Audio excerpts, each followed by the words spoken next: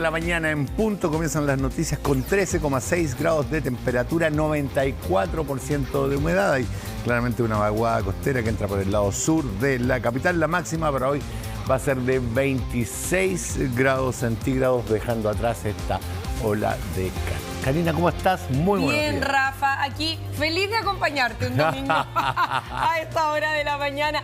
Sorpresa y sorpresa desde todo punto de vista, porque yo vine así, a brazo descubierto, y en mi casa había sol y de repente se empezó a nublar, neblina. Este es el panorama. Oye, la imagen de la derecha es en vivo, sector poniente de Santiago, está con neblina, pero densa, o sea... Y baja. No se ve, baja. Y es como si uno estuviera dentro de una nube. Y acá abajo tenemos sector oriente de Santiago que está con sol a esta hora de la mañana. De hecho, se esperan máximas distintas para diferentes sectores de la región metropolitana. Además, la playa. Miren, por favor, lo nublado que amaneció en la región de Valparaíso y donde se espera una máxima no superior a los 18 grados en Valparaíso. Muy bien, ha sido un fin de semana histórico, extremadamente noticioso. La captura del ex presidente y dictador venezolano Nicolás Maduro ha impactado en Chile y en todo el mundo. Esta noticia no deja de impactar. Las autoridades estadounidenses dieron a conocer las primeras imágenes, primero en el avión donde iba Nicolás Maduro con una venda en los ojos, las manos esposadas. Tenía una especie de botella de agua en las manos, sí, ¿no? Sí, manos esposadas, una botella de agua, unos audífonos que le impiden escuchar cualquier tipo de comunicación y una venda en los ojos luego de ser capturado, secuestrado, extraído desde Venezuela. Ponga usted el artículo que quiera, pero el hecho es que ahí están las imágenes de cuando aterriza en Nueva York después de su captura en Caracas, después de una operación quirúrgica, eso hay que decirlo, donde clásicamente se bombardea primero el sistema de defensa antiaéreo. Eso implica los radares, los misiles, las ametralladoras antiaéreas, después los centros de comunicaciones y la electricidad. Después de eso entran los helicópteros, descargan a la Fuerza Delta, que de hecho estaban operando desde hace más de 2 meses. Desde diciembre, dijo ayer Donald Trump, pero él, ¿te acuerdas que había dicho se autorizan las operaciones especiales en el extranjero de la CIA, con lo cual la operación deja de ser secreta inmediatamente? La Fuerza Delta, la misma que en su momento capturó a Osama Bin Laden o mató a Musa Baghdadi, el líder de ISIS, penetran en esta suerte de fortificación. Ya antes de que pueda refugiarse en el búnker, lo capturan y se lo extraen en helicóptero. Se lo va a acusar de narcoterrorismo en esta figura legal que ha creado Estados Unidos. Pam Davis, que es la fiscal de Nueva York, ha señalado que dentro de los delitos que se le van a imputar va a estar conspiración para el narcoterrorismo, que es la figura que utilizó durante el último tiempo Donald Trump para referirse a él, y también para los ataques que protagonizó Estados Unidos contra las narcolanchas. Sí. También se le acusaba de narcoterrorismo y conspiración para la fabricación de cocaína, y además conspiración contra los Estados Unidos, aparte del porte de metralletas.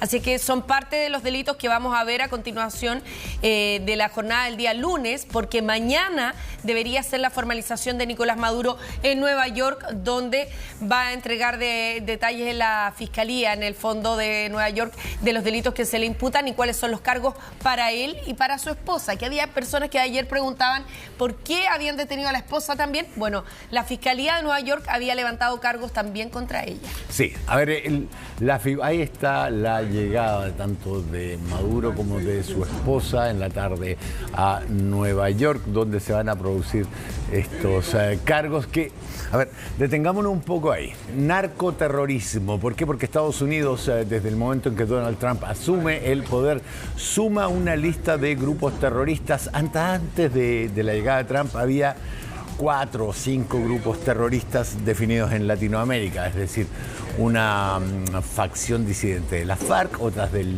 FARC, Fuerzas Armadas Revolucionarias de Colombia, el ELN, el Ejército de Liberación Nacional, también de Colombia, Sendero Luminoso, claro, que básicamente si queda algo no está en ningún sentido operativo, y un cartel mexicano, probablemente el de Sinaloa.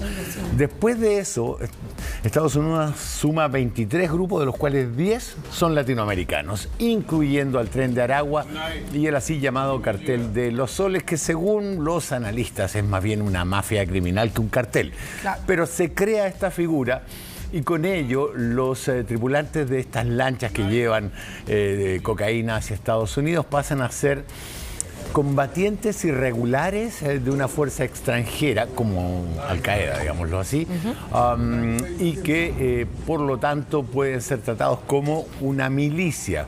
Por eso, bajo esa figura legal, digámoslo, creada por Estados Unidos, se intercepta a estas lanchas, lo cual le crea otra complicación. ¿Recuerdas el primer ataque? Sí. Cuando después del misil se los ataca de nuevo a los que habían sobrevivido, que estaban en el agua, y que eso le creó a Estados Unidos, al propio Donald Trump, problemas con senadores, incluso de su propio partido, que dicen, sí, claro, nosotros fuimos parte de las Fuerzas Armadas estadounidenses y esto de ametrallar sobrevivientes está prohibido por nuestros protocolos de guerra.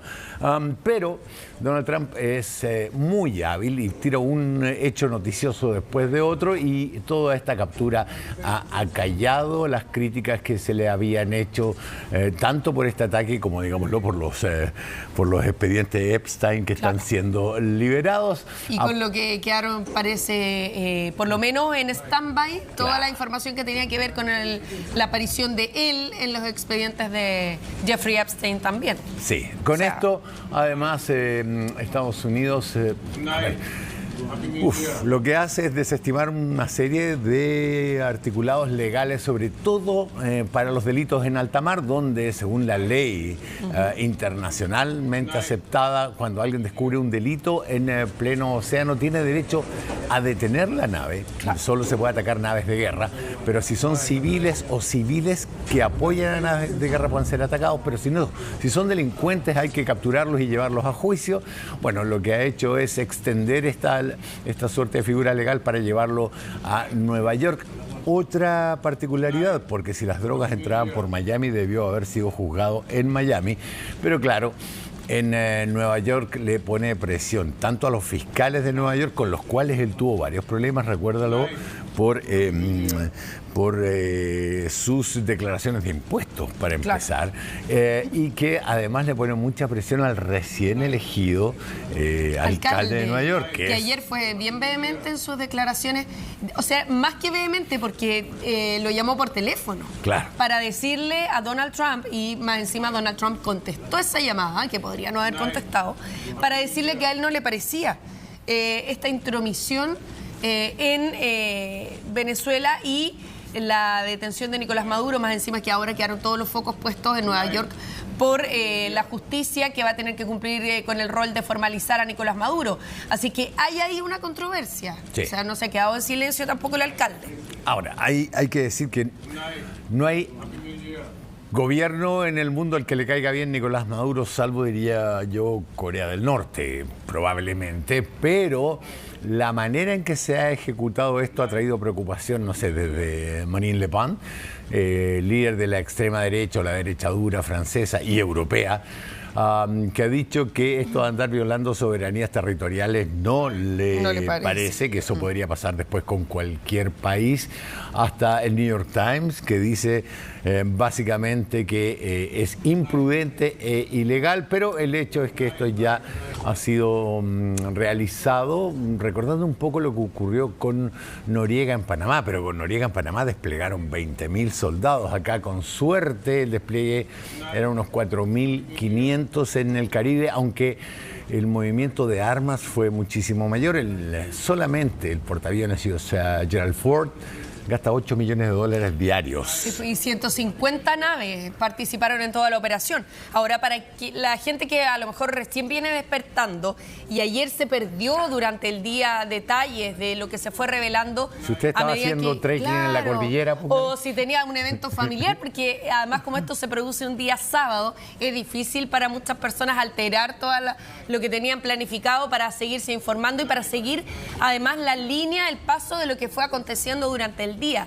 Dentro de los detalles que se revelaron respecto de esta Delta Force, de la fuerza de élite de Estados Unidos, que reveló que había estado cerca de entre 2 a 3 meses siguiendo a Nicolás Maduro, decían que habían logrado establecer las rutinas de Nicolás Maduro. Lo habían observado hacia dónde se movía, en qué momento se movía, si dormía siesta, no dormía siesta, cuántas horas dormía, tenía mascotas, cuál de las mascotas que tenía era su preferida, si tenía más de una, qué comía y todas sus costumbres a fin de lograr determinar cuál era el momento en que ellos pudieran actuar más sobre seguro, es decir, donde se pudiera garantizar el éxito de la operación, a tal punto de que no encuentra básicamente la fuerza Delta de Estados Unidos ninguna oposición. Claro. Mencionaban que Nicolás Maduro había intentado alcanzar el búnker, una zona protegida, pero que no había alcanzado a cerrar la puerta, dentro de los detalles, ¿no? Claro. Ahora, es difícil creer de así de buenas a primeras que la información la haya obtenido solamente la Fuerza Delta o los operativos de la CIA dentro de Colombia.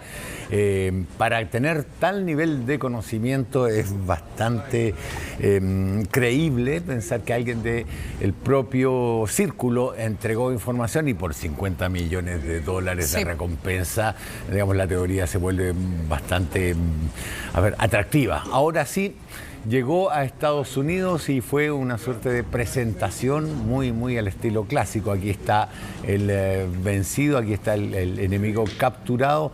Este fue el ambiente que se vivió en esos momentos. Happy New Year.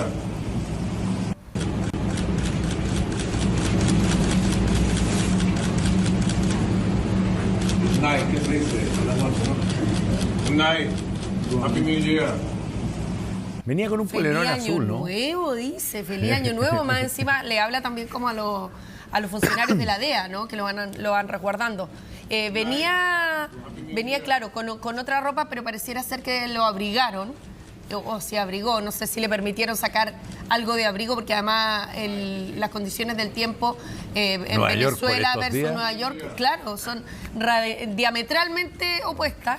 O si no, puede que hayan tenido ropa de abrigo preparada para este caso. Ayer veíamos, por ejemplo, a los corresponsales también, los periodistas despachando desde Nueva York, con la nariz roja de frío y además con vapor que salía de la boca debido a las bajas temperaturas, así que es radicalmente distinto. Y lo vemos ahí en una actitud de relativa calma y deseando feliz año nuevo, que es parte de lo que había hecho en el último tiempo también. Claro, ahora, si me permite, míralo, ahí entrando con toda la parsimonia, con una gente acá al lado tomándole el brazo y otro vigilándole atrás. O sea, ha sido tratado en todo momento como un elemento súper peligroso.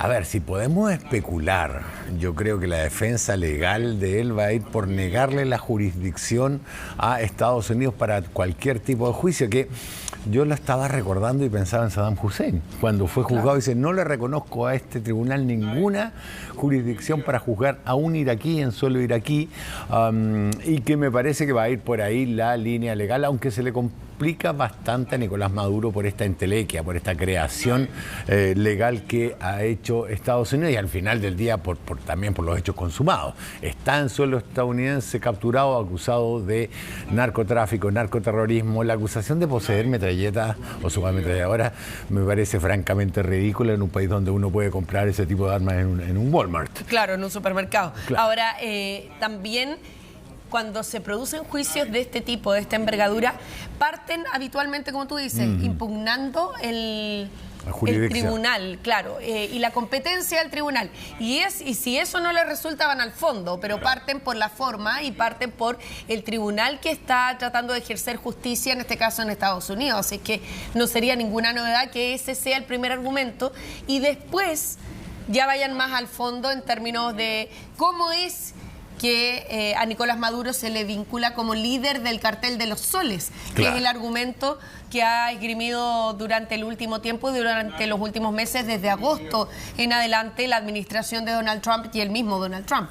Sí, ahora, a ver, si nos atenemos a la legalidad internacional y, por ejemplo, a los informes que ha hecho la ONU, en su momento, el Comité de Derechos de la ONU, presidido por la propia Michelle Bachelet, la expresidenta Michelle Bachelet, que estableció y condenó violaciones a los derechos humanos en Venezuela, algo que a cualquier observador le parece más o menos evidente, pero una vez que la ONU lo informa debería ser más fácil de constatar. Hay todo hoy día un debate acerca de si los hechos informados por comités o comisiones de la ONU son o no pruebas concluyentes de este tipo de cosas, pero en muchos otros casos se ha usado como argumento. Lo que ocurre es que él no va a ser juzgado por violaciones a los derechos humanos o delitos de lesa humanidad, como le decimos en Chile, o en el ámbito internacional, violaciones al derecho de ley humanitaria.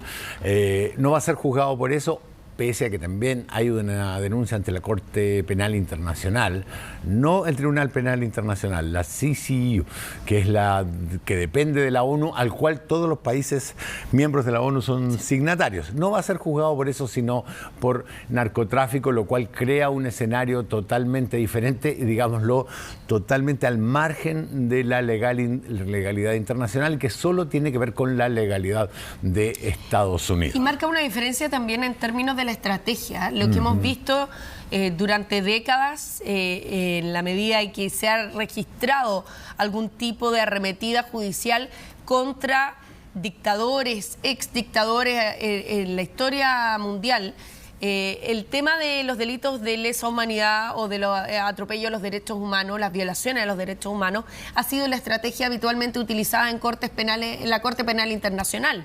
Y por lo tanto, esa es una vía, ese es un camino. Pero acá Donald Trump escogió otro camino, desde un principio. Desde agosto escogió el camino de imputarle responsabilidad como líder de un cartel de drogas. Y por lo tanto es un camino completamente distinto sobre el que no hay precedente, a pesar de que sabemos que el mundo judicial se enoja mucho cuando uno usa la figura, sobre todo periodísticamente, la figura del precedente. Ellos siempre señalan que no existe precedente en los fallos judiciales porque cada fallo judicial se resuelve caso a caso. En Chile. En Chile.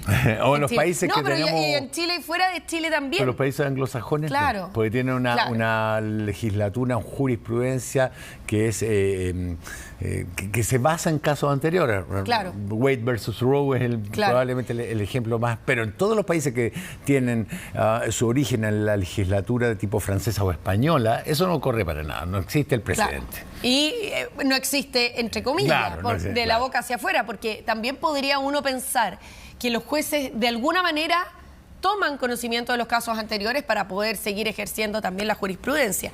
Y en este caso no ha habido antecedentes respecto de que a otro dictador se le haya vinculado como líder de un cartel de drogas. Por lo tanto, es una estrategia judicial que apuesta el todo por el todo. O resulta y Estados Unidos, a través de la administración de Donald Trump, a lo mejor va a pasar a la historia por haber buscado una estrategia judicial para enjuiciarlo y para condenarlo, o es desechada por completo. Claro. Pero pareciera ser que no va a haber términos medios, ¿no? En base a la estrategia que ha desplegado Estados Unidos. El único precedente que hay, pero que no solamente fue Estados Unidos, fue el de Noriega. El expresidente panameño que fue, Manuel Noriega, fue condenado en Estados Unidos, Panamá y en Francia. Pero precisamente porque había vínculos innegables con el narcotráfico, al igual que el presidente hondureño, al cual acaba de indultar Donald Trump a cambio, suponemos, de información. Ahora, hay todo un análisis que tiene que ver con los alcances de esta operación y que se basan principalmente en declaraciones de la ex general en jefe del Comando Sur. El Comando Sur es el que está en Panamá y ve todo lo que ocurre en el sur de Estados Unidos, extraterritorialmente, claro, y que dijo en el año 2023, ella fue comandante del Grupo Norte primero y del Grupo Sur después, del Comando Sur, pero en algún momento dice... básicamente, no es textual, pero Latinoamérica tiene todos los recursos que necesitamos. Petróleo, oro, tierras raras, litio, cobre, agua. Agua que va a ser uno de los elementos centrales durante las próximas décadas. Y tenemos que trabajar en eso, dijo, en que con nuestros aliados latinoamericanos, América no necesita de Europa, ni de Asia, ni de otros países para tener los recursos para el desarrollo en las próximas décadas. Por lo tanto, trabajar con nuestros aliados latinoamericanos puede hacer que Estados Unidos sea autosuficiente. Y el ataque en Venezuela pone una cuota de incertidumbre sobre si el día de mañana un país, no hablemos de Chile, un país dice, no, yo nacionalizo el litio y se lo vendo a quien quiero, bueno, estarías tocando intereses estadounidenses y podrías, y pongo esto entre comillas, podrías ser blanco o al menos ser considerado un enemigo potencial dentro de Latinoamérica y justificar una intervención militar como esta. Todo esto es hasta ahora motivo de debate. Sí, claro. Aquí no hay ninguna... Y de preocupación, claro, también, ¿no? Porque, insisto, mencionó litio y cobre, digamos, los dos grandes productos mineros, uno metálico y el otro no, que tiene en este momento nuestro país como grandes acciones, como grandes assets en el mercado internacional. Y hoy día también la preocupación está centrada respecto de el alcance que van a tener las palabras de Donald Trump en Venezuela mismo, en términos de la administración. Primero porque dijo que se iban a hacer cargo del país, y aquí vamos a ver de qué manera, si las autoridades que quedaron en Venezuela decretaron estado de emergencia en Venezuela. Claro. ¿Qué va a pasar ahora? ¿Cómo es que Estados Unidos va a lograr concretar esta iniciativa de hacerse cargo de Venezuela si es que tiene todavía un cúmulo de personas que eran parte del gobierno y que siguen siendo parte, al parecer, para ellos, del gobierno de Nicolás Maduro, y que pretenden generar algún tipo de resistencia a la acción de Estados Unidos allá? ¿Qué va a pasar? ¿Cómo se va a resolver precisamente en Venezuela? Y por otra parte, las palabras de Donald Trump cuando dice nos vamos a hacer cargo de administrar el petróleo. ¿Hasta dónde llega eso? Y enarbola otra falacia, digamos, el petróleo que nos robaron. Es cierto, la industria petrolera en Venezuela fue construida en su momento por capitales estadounidenses, pero esto implica retrotraerse hasta 1920, pasando por todos los procesos latinoamericanos y mundiales de nacionalización de los recursos en todas partes del mundo, en África, en Asia, en Latinoamérica, y después por dos reformas, una del año 50, donde Venezuela nacionaliza y entra como socio de cualquier otro país que ingrese al mercado petrolero venezolano, y después algunas de Hugo Chávez. No hay ningún historiador que esté de acuerdo con la frase nos robaron nuestras instalaciones petroleras, ninguno. Y hay otro problema grande con esto, porque en estos momentos Chevron opera. Cuando Venezuela estaba bloqueado aéreo, tenía bloqueo aéreo, los únicos aviones que entraban eran con los empleados de Chevron, que tiene, claro, Chevron, empresa estadounidense que tiene licencia petrolera. Y el segundo, y quizás más complejo en el área internacional, es que China tiene grandes inversiones en el petróleo, pero gigantescas inversiones en el petróleo venezolano, y es muy difícil pensar que Estados Unidos no haya hecho al menos alguna gestión con los chinos para asegurarles que sus inversiones no van a ser, o sea, van a ser respetadas. Claro.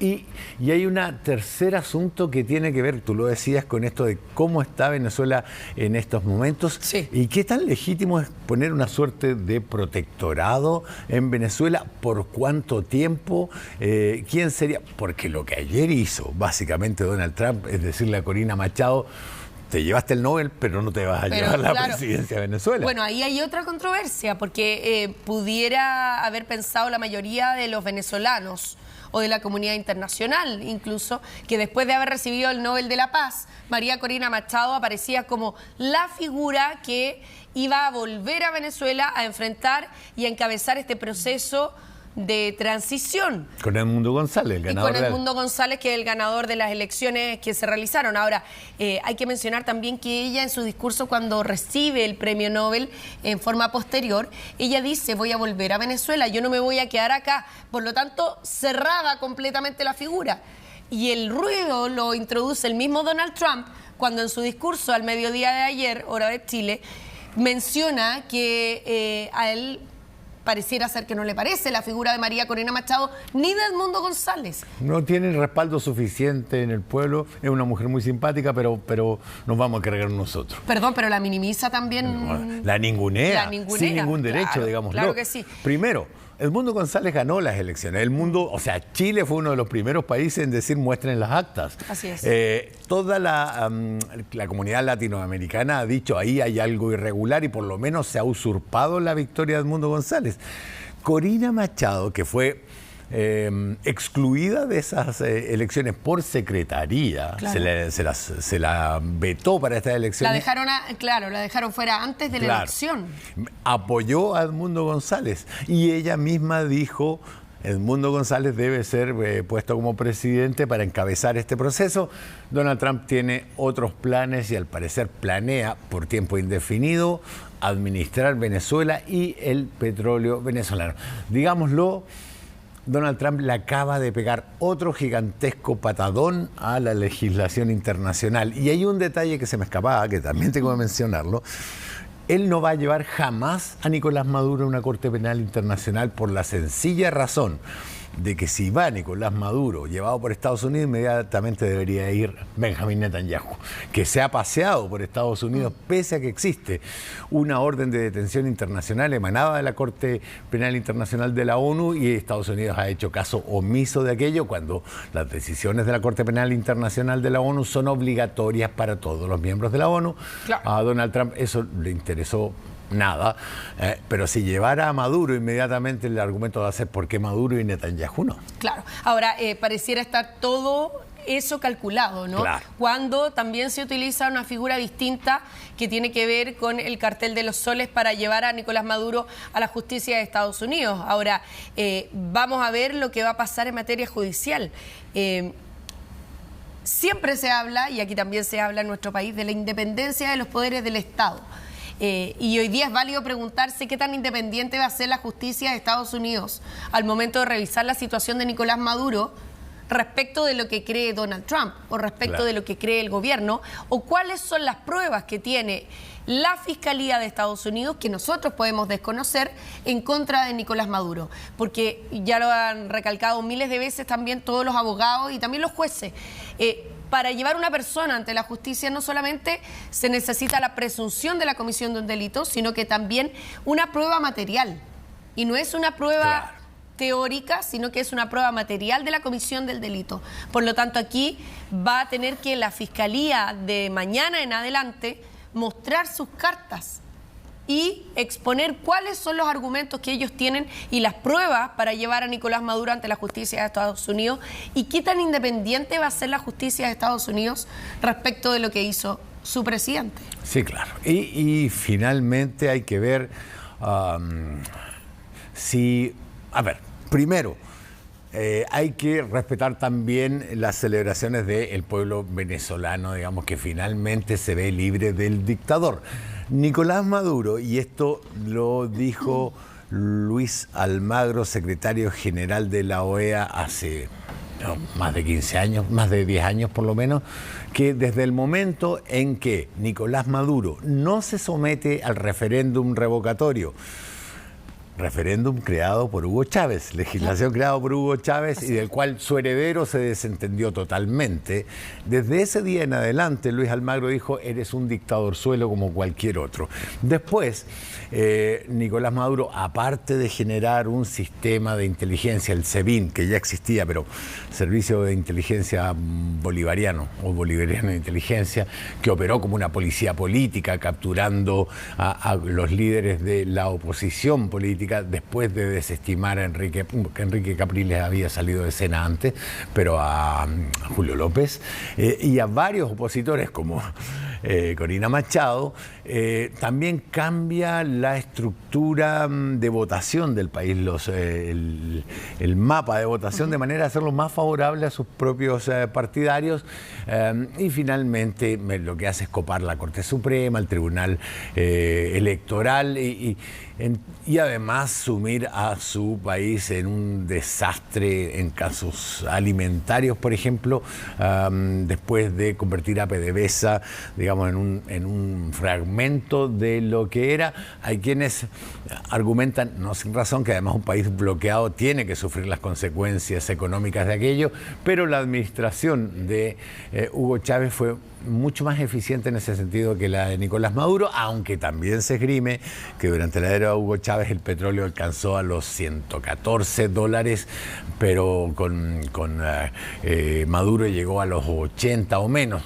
También es cierto, y para los que cubríamos el área internacional hay que recordar que cuando Hugo Chávez accedió al poder, el petróleo estaba a $18 por barril, y lo primero que hace Hugo Chávez es una gira por los países de la OPEP. Entró a Irak en auto porque todavía no había caído Saddam Hussein, para lograr que a través de una coordinación el petróleo no bajara de los $24 o $25 por barril. O sea, las oscilaciones en el precio del petróleo fueron características para Chávez y para Maduro. Sin embargo, la administración de Maduro fue bastante más deficiente en términos económicos, sociales y políticos.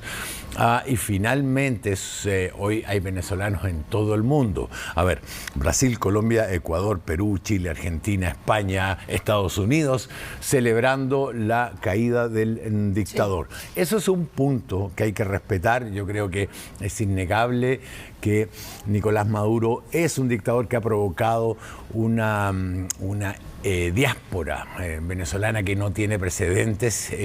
Si Venezuela tiene 30 y tantos millones de habitantes y se le fueron 8, es un 25% de su población. Es muchísimo. Pero eso es aparte de la argumentación legal, de la legalidad y de los principios internacionales o de legislación internacional involucrados en esto.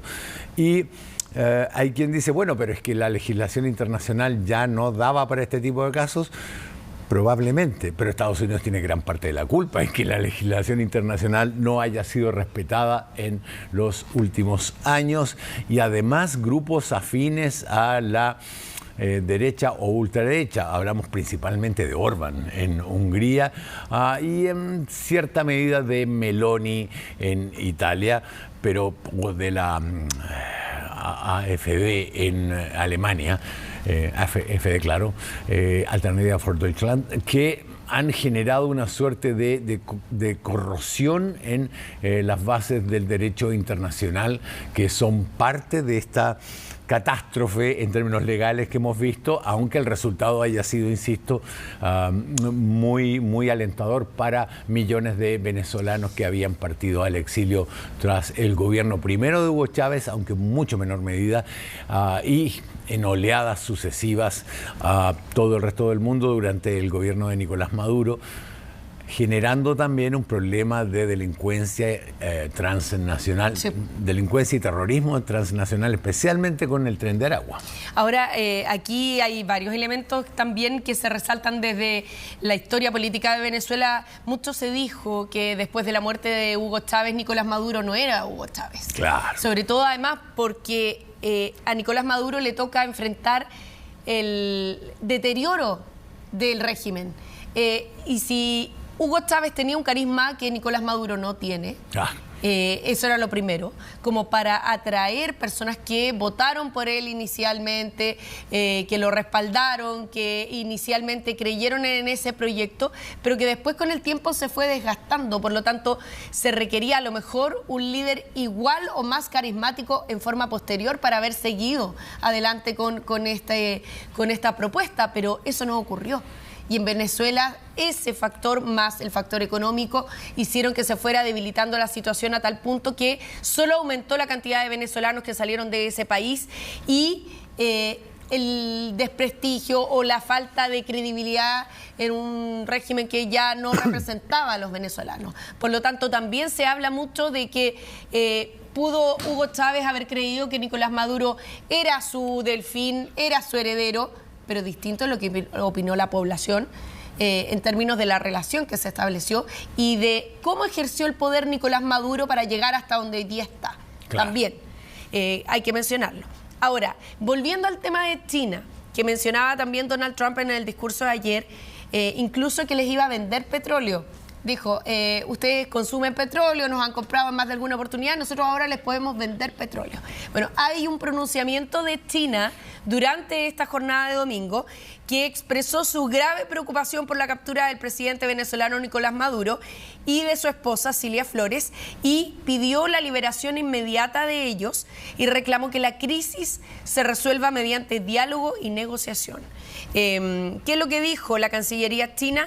Que violan claramente el derecho internacional y las normas básicas que rigen las relaciones internacionales. Así que esto es parte de la otra batalla. Claro, la batalla que vamos a poder ver es la batalla que hay detrás de todo esto también, la batalla económica que pretende impulsar o pretende seguir, en este caso Donald Trump, en su relación con China, que estaba en una especie de stand-by. Estaba en una especie de relativa calma, una tensa calma, como decimos nosotros los periodistas, pero que a la luz de esto pudiera también reflotar, porque China tampoco va a aceptar que le digan te voy a vender mi petróleo. Te voy a vender claro, te voy a vender mi petróleo, más encima un petróleo que probablemente no es de Estados Unidos, sino de Venezuela. Claro, y de China en términos de inversión en la industria petrolera. Claro. O sea, lo que está diciéndole Trump a Xi Jinping es te voy a vender tu petróleo. Claro, te lo voy a vender de vuelta y probablemente más caro. Una última cosa. Esto significa, junto a otros hechos, pero después de la invasión de Rusia a Ucrania, del genocidio cometido en Gaza, digo genocidio porque eso ya lo dijo una comisión independiente de la ONU, de los ataques contra Irán y de ahora la invasión y captura del del dictador presidente Nicolás Maduro. Él presidía un país, era un dictador, sí, eso no es contradictorio por si alguien está diciendo, pero ¿cómo le dice presidente? Bueno, después de estos hechos sumados, la legislación internacional acaba de sufrir un golpe que nos hace retroceder décadas y yo no sé si se puede recuperar. Un país que invade, como hizo Rusia con Ucrania, otro país que lanza bombas sobre una población encerrada en una cárcel gigante como es Gaza, matando hombres, mujeres y niños, y ahora esta intervención para capturar a un dirigente extranjero y llevárselo a su propio país para ser juzgado. Bueno, de esta manera y con este resumen, aquí comienza Chilevisión Noticias AM fin de semana. Fiebre de baile, éxito total, todo Chile baila. Presenta Chilevisión Noticias.